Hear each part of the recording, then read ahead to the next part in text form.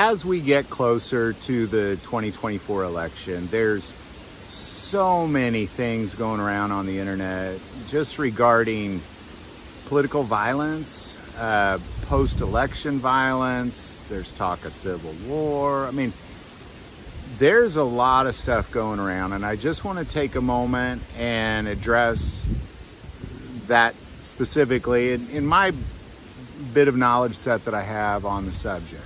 Now, what I'm going to start with is the talking of those sort of things, I believe, has a couple agendas. Number one, to get as many people to pay attention. So the media, anything that they can get you to pay attention to, they're going to talk about. And typically it's things that scare you, worry you, that sort of thing. Now, the other part of this, I believe, is that there's a political agenda behind it. That there's people who kind of want to draw people into that sort of thing. So, what I see the reality of this particular situation is I don't believe anything like that's going to happen at all. I mean, if you just kind of open your eyes and stop with what you see through the scrolling and look around you, there's nothing like that happening at all. Now, not to say that there won't be little pockets of that sort of thing, you know, like a little group of people might cause a problem here or there. What I can say about my neighborhood, if something like that popped up here, they'd be taken down within a matter of a minute or two. One, by local authorities, two, by local citizens. Like, nothing like that's coming up around here at all. At all.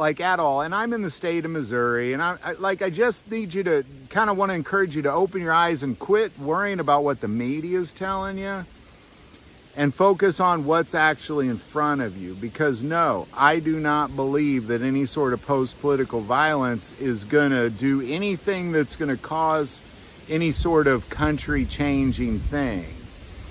Will little pockets of it pop up? Probably, honestly. If I was to prepare for political violence, like how I would do that is I'd just be on my guard when I was at the polling booth, if that makes sense. Like, I think that there are going to be like a couple crazy people doing some crazy stuff. That will not surprise me at all. Actually, I'd be more surprised if crazy people didn't do crazy stuff, to be quite honest. There seems to be a lot of crazy people right now in our country. But as far as like a thing that's going to change our country, like something that's like all of a sudden we're all like hunkered down our houses with our Kevlar helmets on and we're all armed, just, you know, joining sides. Like, no, I don't think anything like that's going to happen at all. Now, I just want to kind of lean back into the thing that I mentioned earlier about I think there's a political agenda behind it. Now, if there's efforts to overturn the election and some of those are successful, I do see pockets of the military then saying, whoa. And then there may be a thing. Like, I'm not saying that for sure won't happen, but that's going to involve the military, and that's not going to involve you or I. Like, that's going to involve the military, and the only preparing that I would be doing for that, in the event that our military is turning against each other or against citizens or against politicians, is have a passport ready. Like, I would highly recommend having a passport ready for sure in those circumstances. I mean, I just don't think our country is necessarily as stable as one might think it is. But aside from that, honestly, I don't see anything like that happening. I really do. From the bottom of my heart, my sincerity is when I hear that, I'm like, come on now. The only political violence that I predict, and again, would be at polling stations. So I just be careful, be on your guard. Be cautious. I've already heard stories of people getting violent at those places, but mostly just like a guy acting like an idiot kind of thing. But again, there's a lot of crazy idiots out there. So just be careful. Be careful out there. That's my opinion of what I see around me, not what I'm hearing on the internet, but what I just see around me. Here in Missouri, we're just people going to the grocery store and doing our jobs and building houses and mowing our lawns and stuff. Like, it's not, like, we're not in that. Like, that's not who we are for sure.